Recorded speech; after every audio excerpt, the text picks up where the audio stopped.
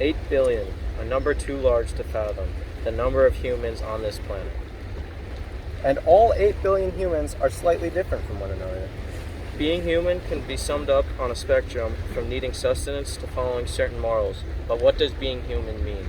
To truly be human is to have a unique personality, socially interact with in ways big or small, and to be conscious of one's own humanity.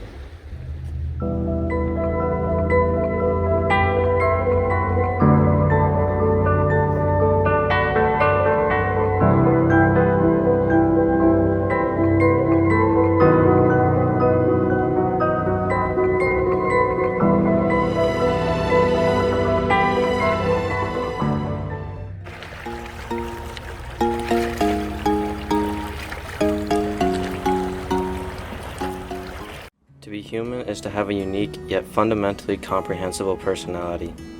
People tend to be happier if their stories contain more agency. They made things happen as opposed to things happening to them, says Julianne Moore in The Mind Explained Personality.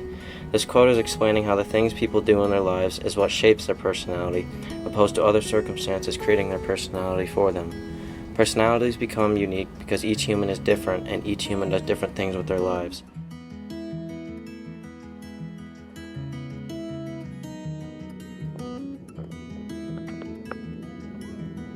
As shown in The Mind Explained Personality, humans fall in a range of 5 different aspects: openness, conscientiousness, extroversion, agreeableness, and neuroticism. This big 5 is what makes human personality comprehensible.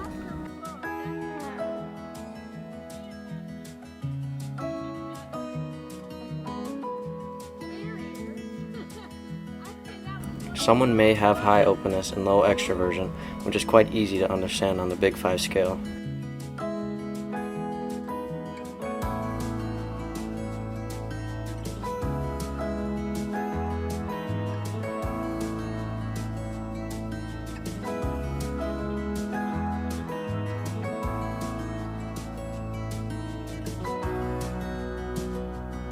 Personality is what sets one person apart from another. To be human is to be completely unique in this aspect, but still share certain characteristics like the Big 5.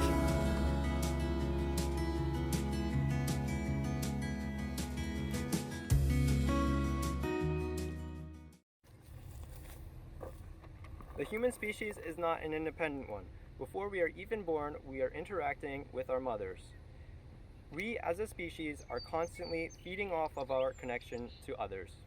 Pure happiness and that sense of belonging, of feeling truly human, can come from many places, but nowhere more than our interaction with others.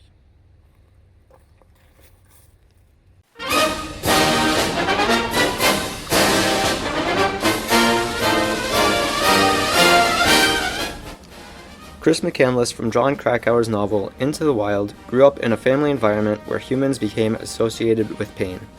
To cope later in life, Chris seeked out solitary places where he could be alone with himself and the wild. Despite this, Chris made many friends. One such friend, Jan Burrs, said that Chris had a good time when he was around people, a real good time. He needed his solitude at times, but he wasn't a hermit. He did a lot of socializing. Sometimes I think it was like he was storing up company for the times when he knew nobody would be around. Despite the lengths Chris went to seclude himself from society, Chris valued social interaction more than he realized. Chris proves that even those who think they need it the least still secretly long for human interaction. Near the end of his life, Chris does come to the same conclusion.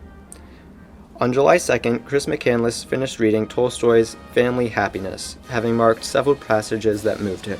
One such being, he was right in saying that only certain happiness in life is to live for others. 3, 2, 1.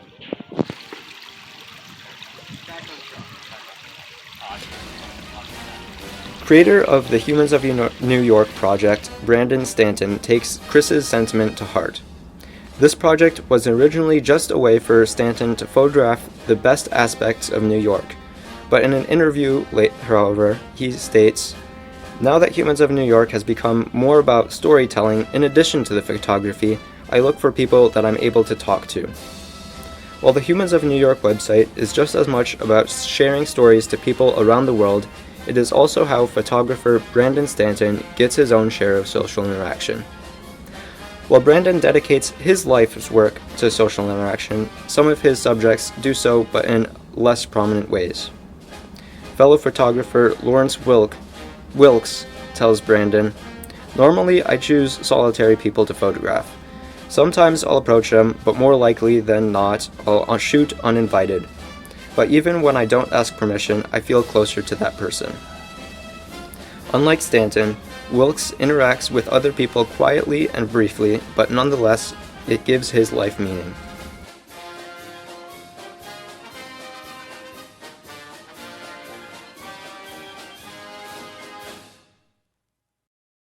Social interaction, big or small, is what makes the lives of Stanton, Wilkes, and all of us meaningful.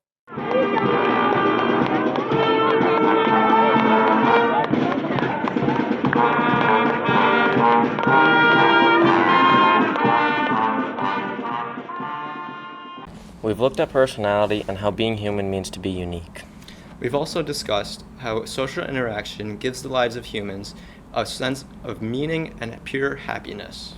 And while personality and social interactions undoubtedly are characteristics of being human, they can both be traced back to our consciousness, for it is our consciousness that truly makes us human.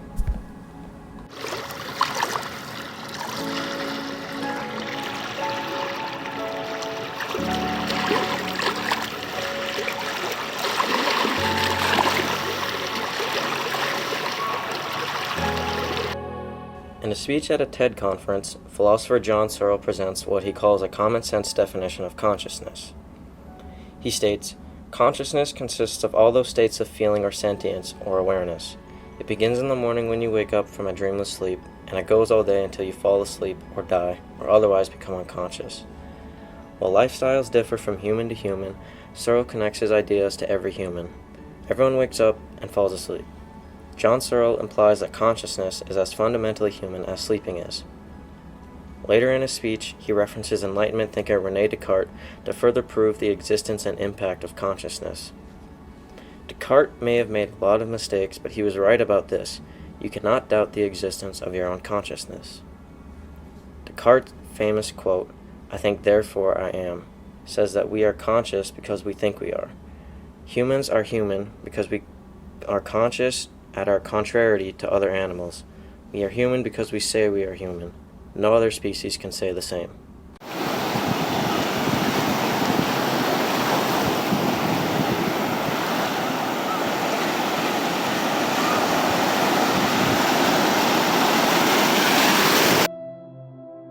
Defining humanity is easier said than done. Each and every one of us is entirely different. You can look at certain aspects of an individual's personality, but chances are you cannot apply the same characteristics to the population.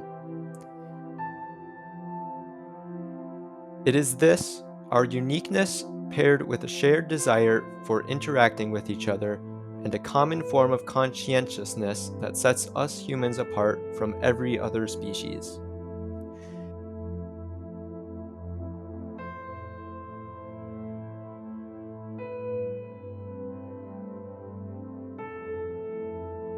Being human is being unique, as is it talking to one another, as is it recognizing that we are different.